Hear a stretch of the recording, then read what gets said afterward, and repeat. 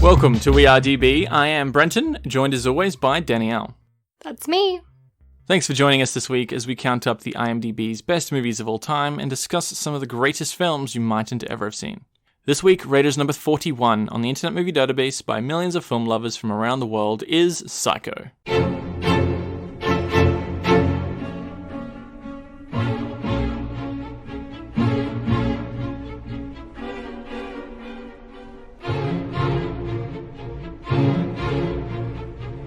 Released in 1960, starring Anthony Perkins and Janet Leigh as the two leads, Psycho is a slasher thriller set in Fairvale, California. Based on the novel by Robert Bloch from 1959 of the same name, Psycho is produced and directed by Alfred Hitchcock. So, there was a sequel to this, Psycho 2, released 23 years later. Oh yeah. Psycho 3 was released in 1986. Psycho 4, The Beginning, was released in 1990, and all four of them starred Anthony Perkins as Norman Bates. And I feel like they were going to do a fifth one, but he died of pneumonia in the early 90s. Were they good? I don't know. Can't imagine them being. He's playing the same character for 30 years. See, because I hear that and I'm just like, you know, weird. Your reaction is... Yeah. I don't know why, I'm just like... I mean, I could see where you could go with this, but, like, I feel like Hannibal Lecter is a much more interesting character to flesh out than Norman Bates. Yeah. You know, I'm just like, cool, he's got mommy issues. Yeah. There was a remake to this in 1998, which is apparently, like, shot for shot. Like, they didn't do anything different. They did it exactly as Alfred Hitchcock did. With Vince Vaughn as Norman Bates. And apparently It's really bad. It's really bad. I haven't seen it. I just wonder, like, in cases like that, like, what's the point? What's the point? Yeah, that's exactly what Disney's doing with their live action stuff these days. Yeah. I mean, I can see a point for that because you're going from animated. So there's some right, stuff you so can you're changing flesh mediums out. a little bit. Yeah, but, like, you're literally shot for shot remaking the same movie. What's the point? With Vince Vaughn. Just go watch the original movie. And there was also a TV show from 2013 to 2017 called Bates Motel, and serves as a prequel to this original from 1960. I think that gets better reviews than any of the others, but I still haven't seen anything else. I would have no interest, honestly. Yeah, me neither. I have seen Psycho before. I watched it about 10 years ago, and I thought it was fine. I didn't really have a problem, even me as a kid or whatever. I thought, yeah, it's fine. And I had no interest in rewatching it. I feel like it's very tied up with a nice bow. It is, you know? yeah. And we'll get into spoilers in a minute, but is there anything that you want to say that's general about the movie? What was your general impression of this movie before you watched it? Did you have any idea what it was about? I had no idea what it was about. I mean, just using my powers of critical thinking, I'm like, well, it's called Psycho, so it's probably about somebody either going mentally insane or acting unstably or something like that. Yeah, I kind of don't like that it's called Psycho because it makes you look for a killer. It makes you think that there's someone in here who's mentally unstable. Well, and also it's perpetuating that word that is, like, not a good word when you think psycho. Like, to be very, like, politically correct and mental health advocate for a minute. Call someone psycho to be like, they're crazy. Like, they're fucking crazy, man. Like, you don't want to mess with this person because they're crazy. And nobody with mental illness is really like that. Yeah, but it was from the 50s when he wrote the book. Yeah, I recognize that in a different time and everything. But anyways, yeah. Went into it and I'm like, okay, so somebody's nuts, right? And so I was looking for it and it's like, is it this person? Is it this person? Is it this person?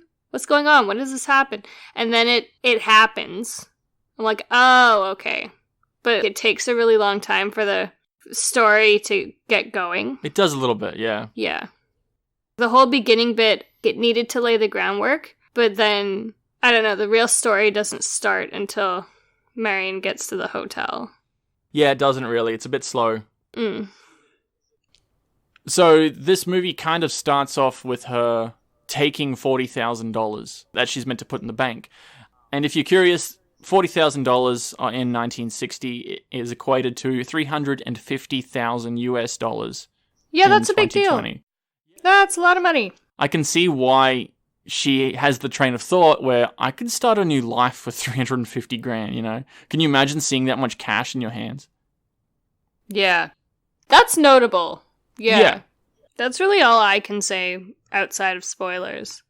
Yeah, this one doesn't really lend much to the non-spoiler zone, so if you haven't seen this movie, we're going to get into it. And everyone sort of knows what the twist is on this one.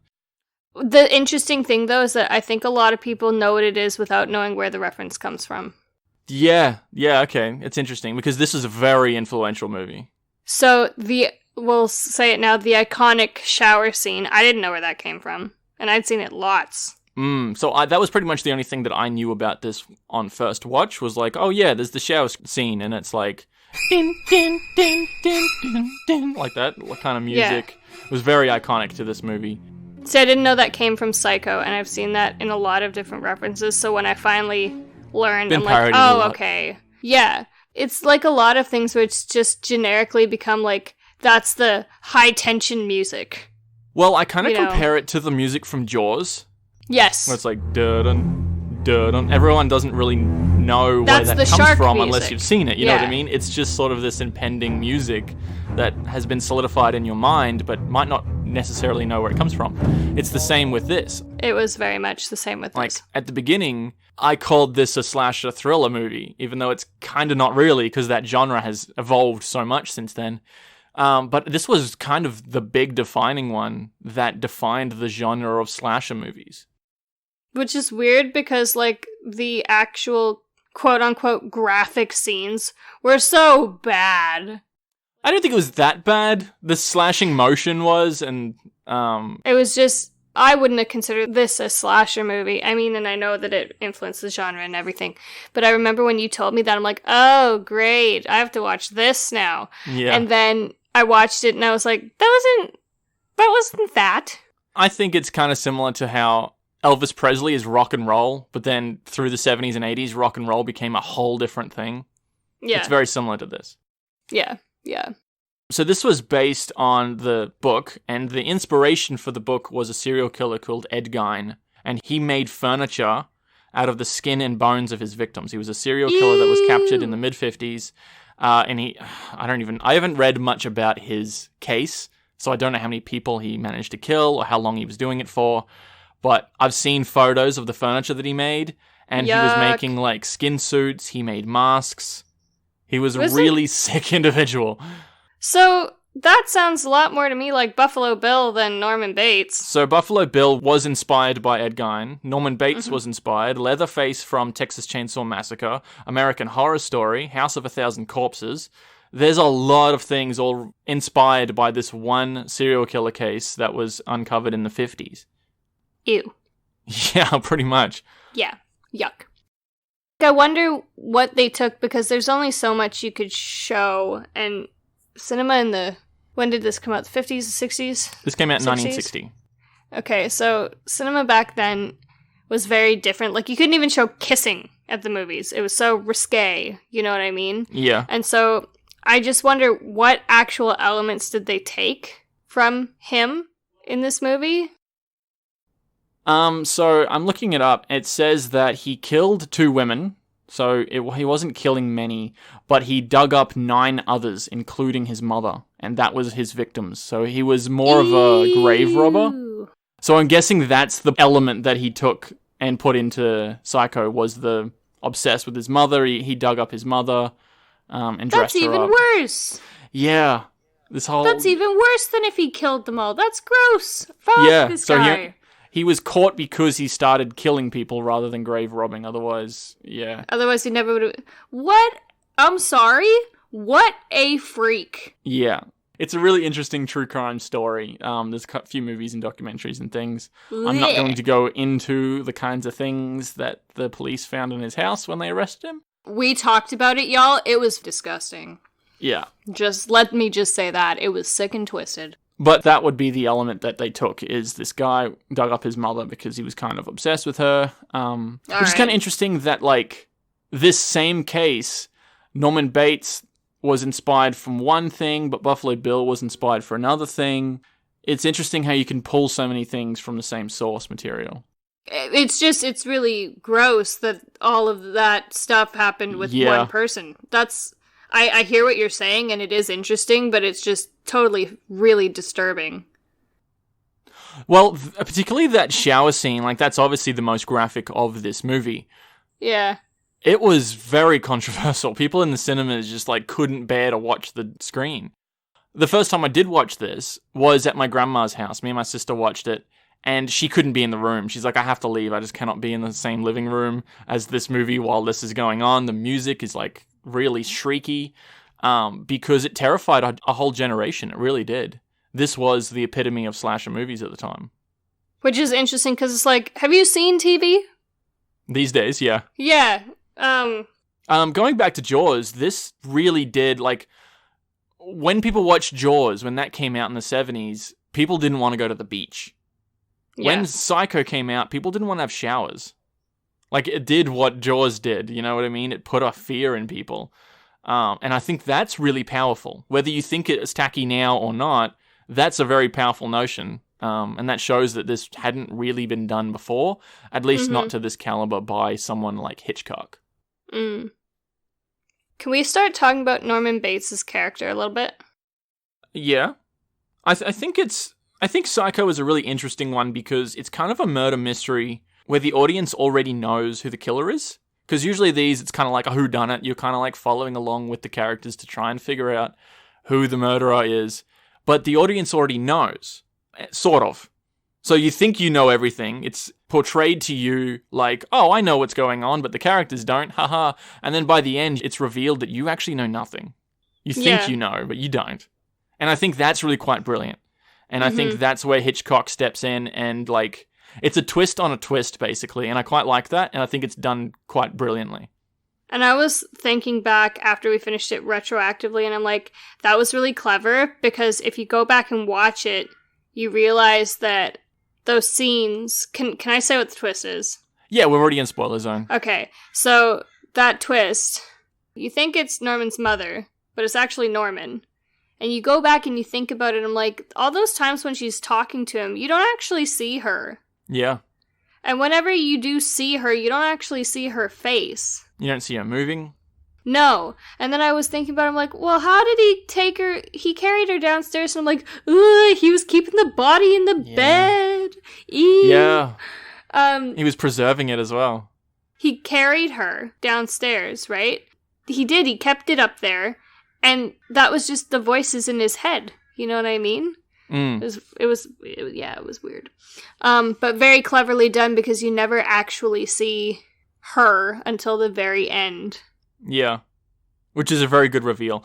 I thought when I first watched it, I thought it was fine, you know. But the second time that I've seen it, knowing the twist, I really quite like it. I like following everyone's thoughts and actions as to how they're approaching this. I think this is better on a second watch, if you know the twist, because there's little things in there that you're like, oh, he's really throwing you off here, or this is really good foregrounding.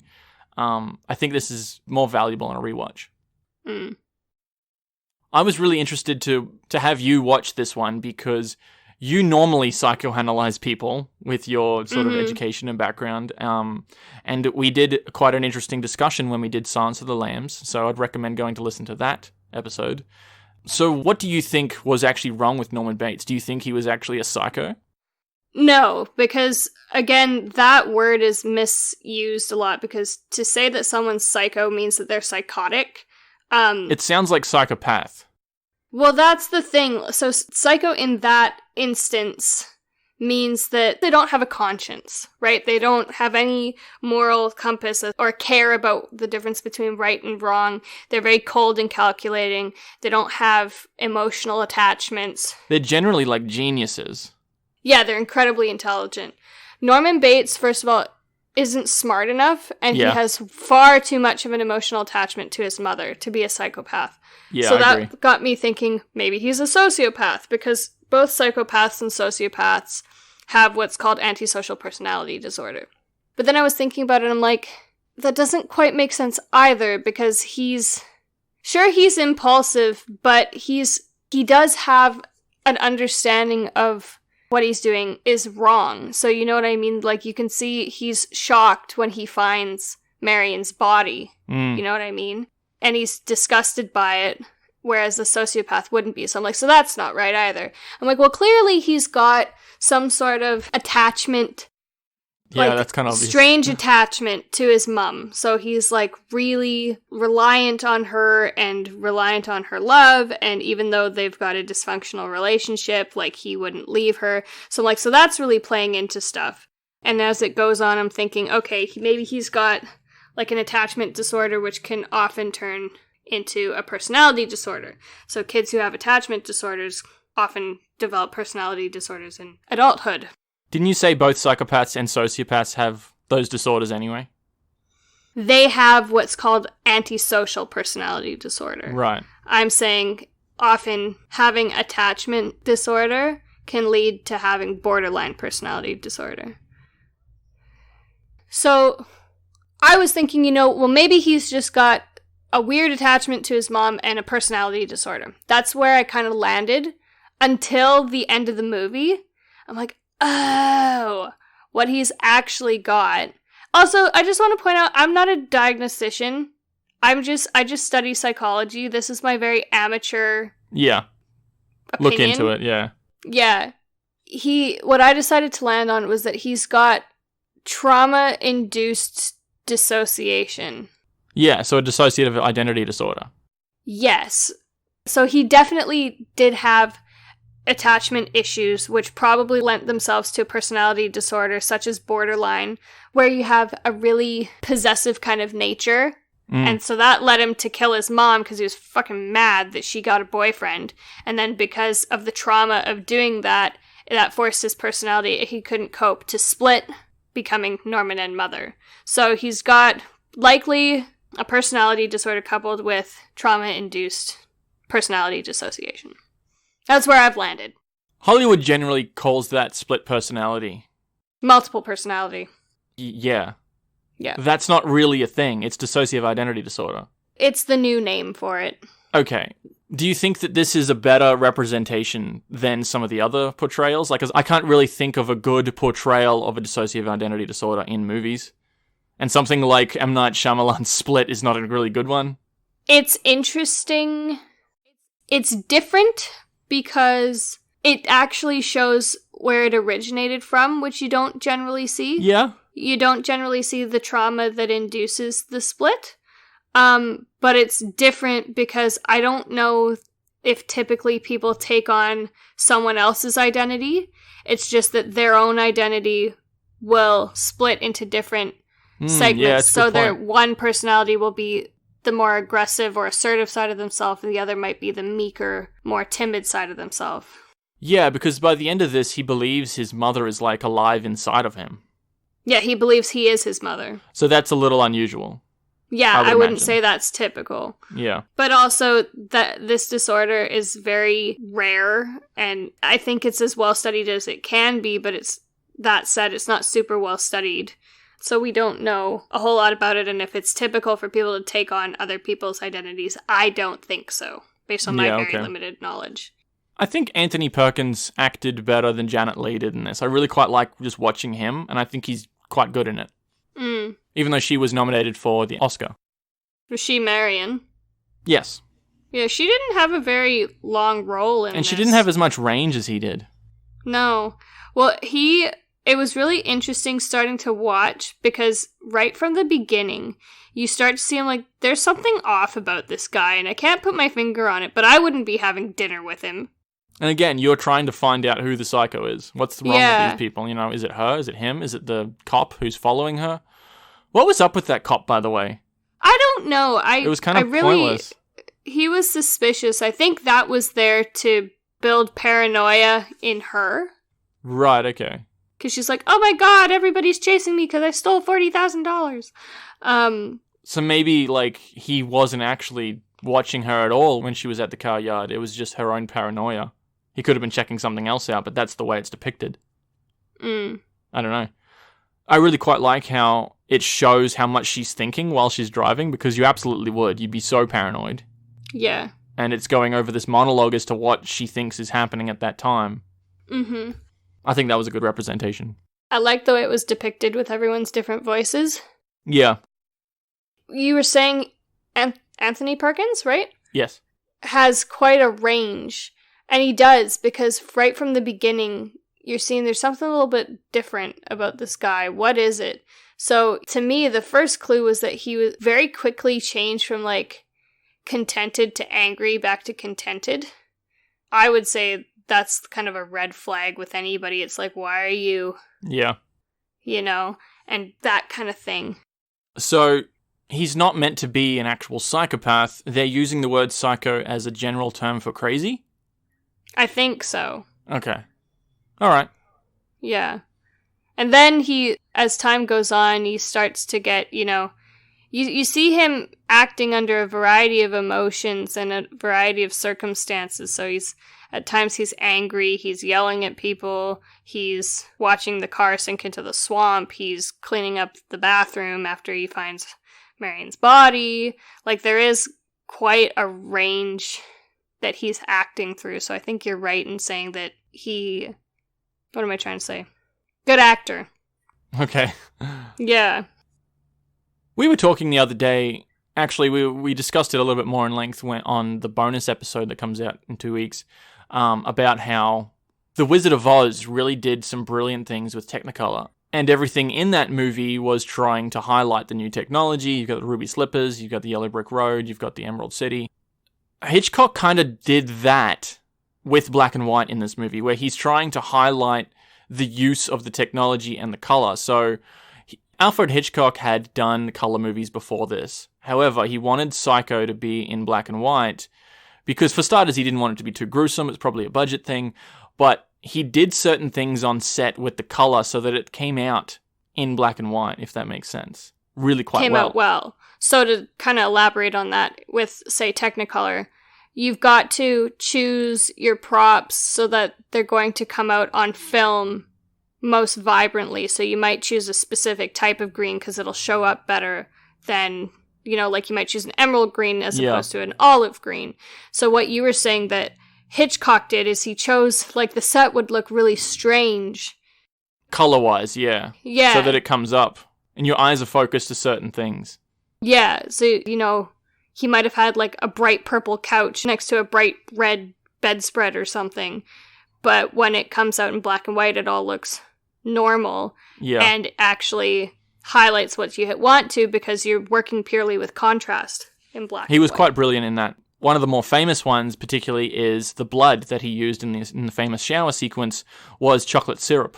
Yeah. Because it came out better on black and white film. So I think that's really quite brilliant. Some of the things that he did in order to manipulate light. Because when he puts the cars in the swamp, it's meant to be the middle of the night, but it's like really quite a well-lit set. And I think his use of color in some of those sequences, what Norman Bates is actually wearing, and where your eyes are drawn to in those sets, it's really quite well done. So you knew about the chocolate syrup? I guess so. I didn't know about it in terms of Psycho, but You knew that was I've heard that trope, yeah. Okay. Did you ever see the set at Universal? No. Did you go on the tour?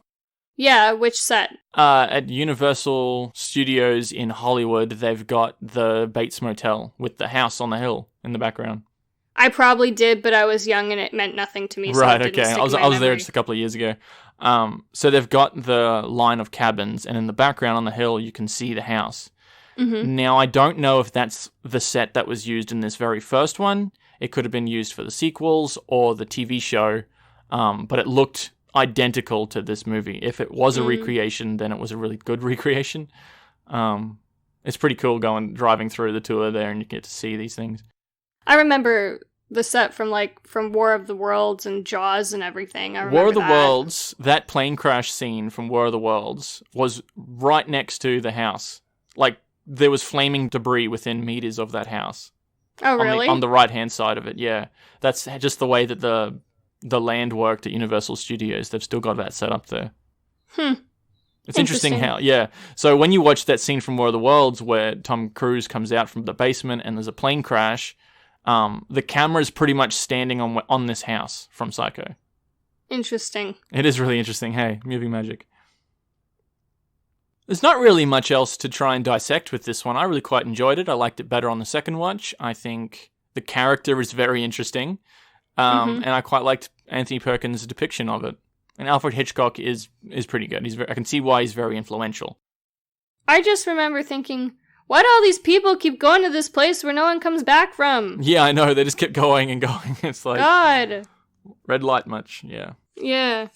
It was definitely not what I was expecting it to be, I think, because I really didn't know, and I think you said slasher thriller. I'm like, oh, great, anxiety central. And it wasn't. It was particularly fine. The first half, you were like, where is this going? Can you just get to the point?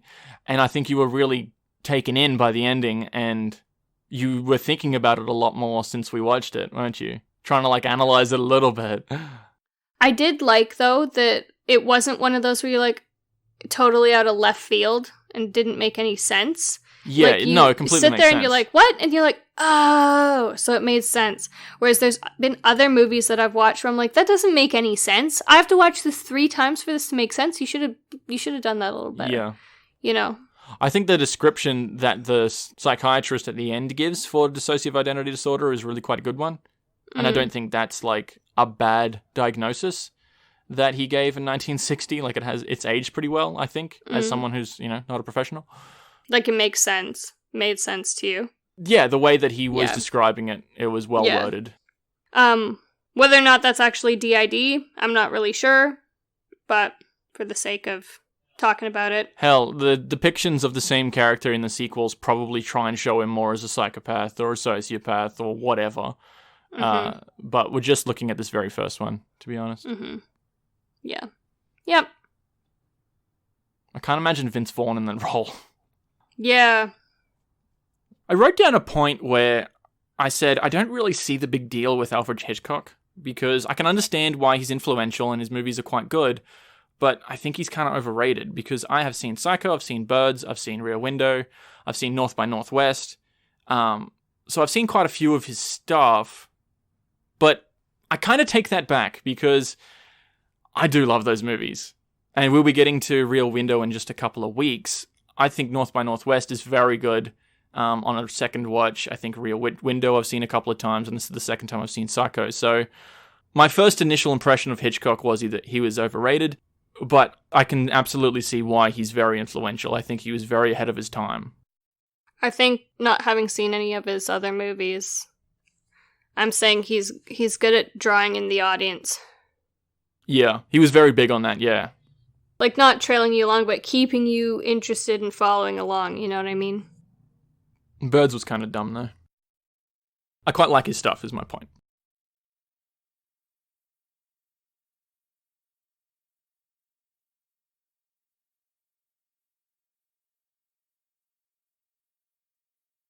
We have been Danielle and Brenton this week. Thanks for joining us. Feel free to subscribe wherever you get your podcasts. Check us out on all the socials. We're most active on Instagram. You can follow us on Facebook, comment on SoundCloud or YouTube, or support us on Patreon. We've got every episode uncut and unedited, as well as bonus episodes every month, polls voting on what you want to hear.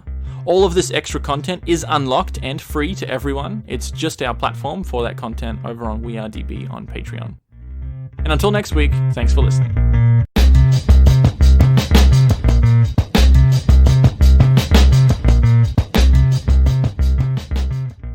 We'll get into spoilers in a minute, but is there anything that you want to say that's general about the movie? I get that. Did you have any idea what the fuck was that noise? That's going in the edit at the end, isn't it? Jesus. You sound like the chicken from Moana. I love that chicken. I get that.